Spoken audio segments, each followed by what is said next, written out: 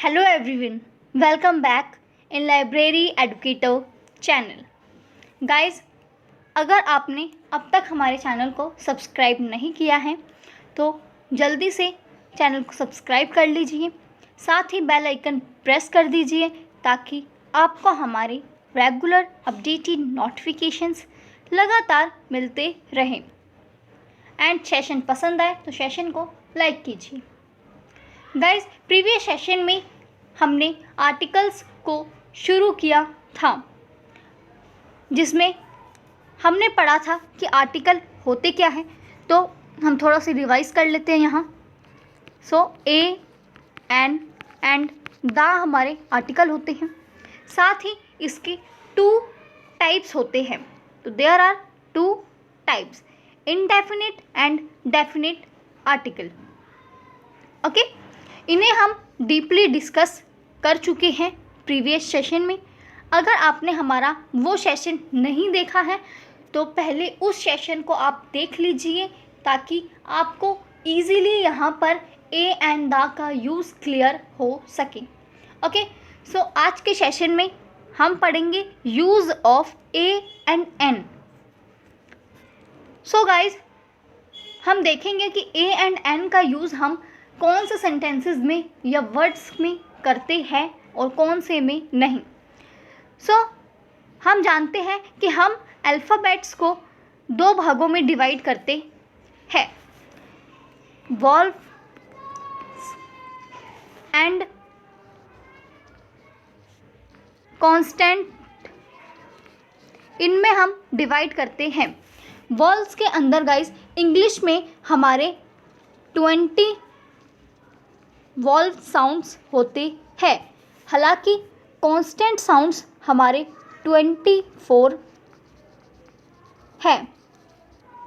हिंदी में हम valve sounds की बात करें तो आ ई ऊ ए ओ इस तरह के गाइस ये सभी हमारे वॉल्व साउंड्स माने जाते हैं। हालांकि जब हम क ख ग घ ड़ इस तरह के साउंड्स को हम कांस्टेंट साउंड्स कहते हैं। For example cat. कैट में गाइज हम किसका यूज़ करें, ए का करें या एन का। अब आप देख रहे हैं कि यहाँ पर कैट बोला जा रहा है तो कैट में कौन सा साउंड आ रहा है, क का, तो इसीलिए हम ए का यूज़ करेंगे। लेकिन अब जैसे मैंने नेक्स्ट एग्जाम्पल लिखा MLA यानी MLA। अब यहाँ पर कौन से साउंड का यूज़ होगा, यानी ए का यूज़ होगा या एन का। हम जानते हैं कि एम, हालांकि इंग्लिश अल्फ़ाबेट की हम बात करें तो एम हमारा एक कॉन्स्टेंट वर्ड है। हालांकि जब हम हिंदी में बात करते हैं तो MLA को हम MLA इस तरह लिखते हैं। और हम यहाँ पर जानते हैं कि जो ए हमारा होता है ये हमारा एक वॉल्व साउंड होता है। इसीलिए हम इनके वर्ड्स पर नहीं, इनके प्रोनाउंसिएशंस पे ध्यान देंगे। हम यहाँ पर एन का यूज़ करेंगे, ए का यूज़ हम नहीं करेंगे। हमें इस बात से कोई फ़र्क नहीं पड़ता कि पहले हमने ABCD का यूज़ किया है या किसी और वर्ड का यूज़ किया है। प्रोनाउंसिएशन में जो भी हमारा साउंड होगा उसी के हिसाब से हम ए एंड एन का यूज़ करेंगे। आई होप गाइज आपको ये समझ में आ रहा होगा। नेक्स्ट एग्जाम्पल देख लेते हैं हम। Next example is an honest man। अब गाइज यहाँ पर ऑनेस्ट के साथ हमने एन का यूज़ किया है। तो एन का यूज़ हमने क्यों किया?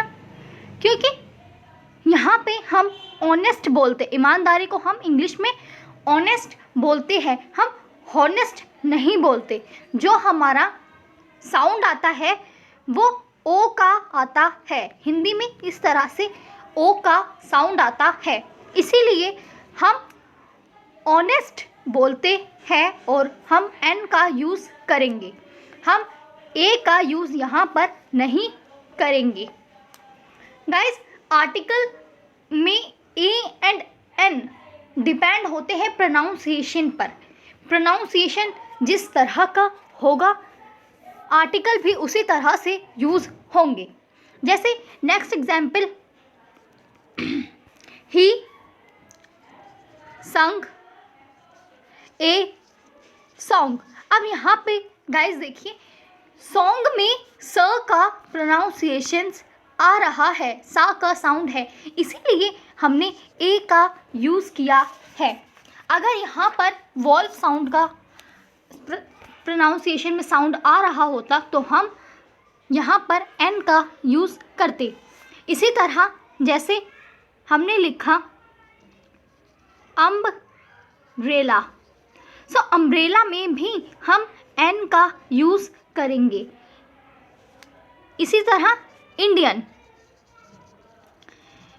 में भी हम एन का यूज़ करेंगे। हमारे आर्टिकल प्रोनाउंसिएशन पे ही डिपेंड होते हैं। अब हम जैसे ए टीम लिखे तो यहाँ पर टीम में भी ट का साउंड आ रहा है, इसीलिए हम यहाँ पर भी ए का यूज़ करेंगे। आई होप गाइज आपको ए एंड एन का डिफरेंस समझ में आ गया होगा। अब हम बात करते हैं दा की, कि दा हम कहाँ पर यूज़ करते हैं। हम जानते हैं कि दा का यूज़ हम तब करते हैं जब कोई सर्टेन यानी निश्चित पोजीशन या कंडीशन होती है, हम उस जगह पर दा का यूज़ करते हैं। दा का यूज़ हम नाउन से पहले करते हैं, यानी इस तरह से पहले हम दा का यूज़ करेंगे प्लस फिर हम नाउन का यूज़ करेंगे। ये हमारा एक निश्चित होता है, यानी हमारी सर्टेन सिचुएशन में यूज़ होता है। एंड दा हमारा एक डेफिनेट आर्टिकल होता है। दा का यूज़ हम तब करते हैं जब हमें स्थिति का पता होता है। साथ ही अगर हम किसी भी रिवर की बात करें, जैसे मैंने लिखा यहाँ पे यमुना, तो यमुना के साथ हम ए एंड एन का यूज़ नहीं करेंगे। हम ये नहीं देखेंगे कि यहाँ पर यमुना में य का प्रोनाउंसिएशन है तो यहाँ पर हम ए एंड एन का यूज़ कर सकते हैं, नहीं, क्योंकि ये एक नदी है जो कि एक यूनिवर्सल ट्रुथ की तरह कार्य को करती है, इसीलिए हम यमुना में दा का यूज़ करेंगे। इसी तरह अगर कोई भी रिवर का नेम आता है तो वहाँ पर हम दा का यूज़ करेंगे। रिवर हो गया हमारा, या फिर ओशियन, ओशियन के साथ साथ आइसलैंड, या जैसे सन, मून, इस तरह की कोई भी चीज़ होती है, यहाँ पर हम दा का यूज़ करते हैं। जो भी वस्तु यूनिक है हम उससे पहले दा का यूज़ करते हैं। जैसे दा यूनिवर्स, यूनिवर्स से पहले भी हम दा का यूज़ करेंगे। इन केस अगर कोई भी हमारी कंट्री का नाम हमें लिखना है। जैसे अब मैंने लिखा द ग्रेट ब्रिटेन, तो यहाँ पर भी हम द का ही यूज़ करेंगे, हम ए का यूज़ नहीं करेंगे। ए का यूज़ करते ही हमारा ये सेंटेंस गलत हो जाएगा। अगर हम किसी नेशनलिटी से को व्यक्त करना चाह रहे हैं तब भी हम द का ही यूज़ करेंगे। मैक्सिमम केसेस में हम द का यूज़ स्टार्टिंग से ही करते हैं।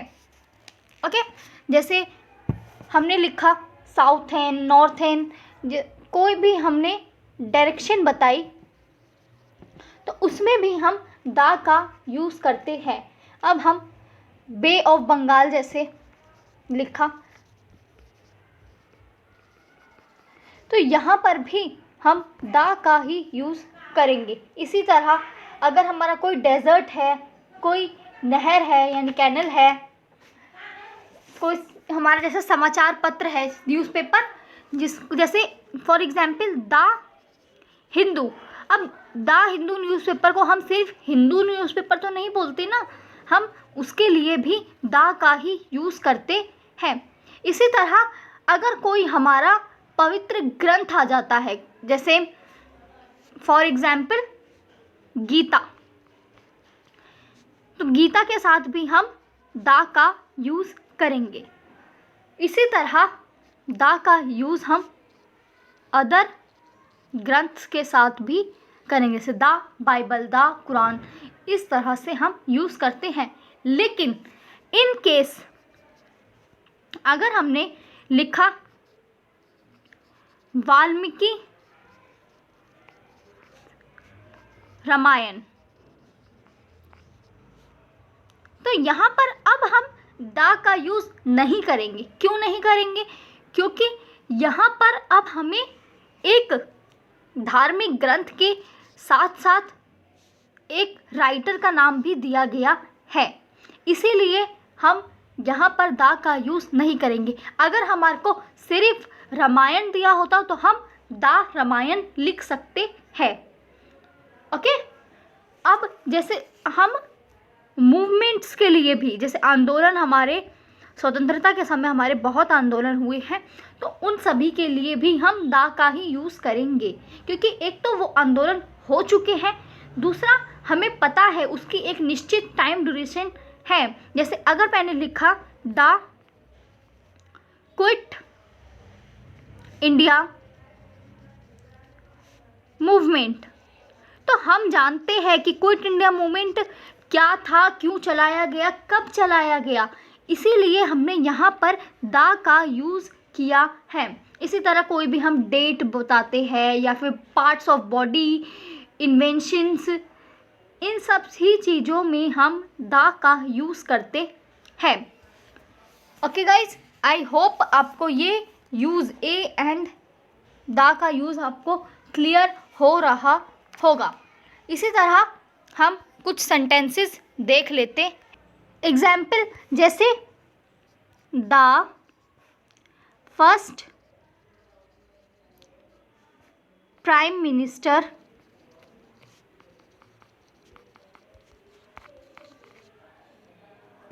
Of India. अब यहाँ पर हम जानते हैं कि फर्स्ट प्राइम मिनिस्टर हमारे इंडिया के जवाहरलाल नेहरू ही बने हैं, तो उन्हें अब हम बदल तो नहीं सकते, वो एक सर्टेन पर्सन है, इसीलिए हमने यहाँ पर द का यूज़ किया है। ओके, अब जैसे मैंने लिखा the last chapter of this book. अब बात यहाँ पे एक पूरी बुक की जा रही है, तो बुक में हम पर डे तो कोई चैप्टर नहीं जोड़ेंगे।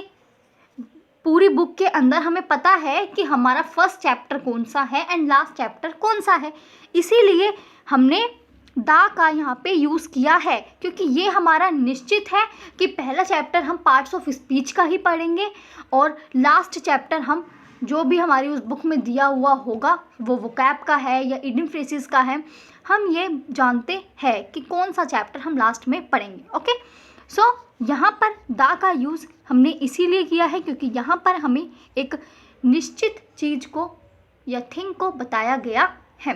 ओके गाइज, आई होप आपको ए एन एंड द का यूज़ अच्छे से समझ में आ गया होगा। आई होप आपको हमारा ये सेशन पसंद आए एंड आर्टिकल का जिसने भी फर्स्ट सेशन नहीं देखा है वो फर्स्ट सेशन को देख लीजिए। सेशन पसंद आएगा गाइस तो सेशन को आप लाइक ज़रूर कीजिए, साथ ही सेशन शेयर कीजिए एंड जिनका भी DSSB का PRT का एग्ज़ाम है वो इस सेशन को कर सकते हैं।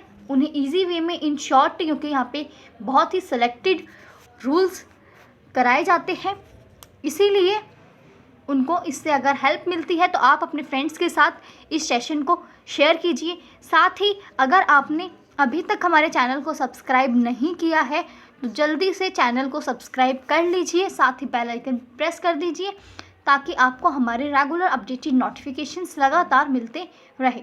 सो थैंक यू गाइज, मिलते हैं नेक्स्ट सेशन में।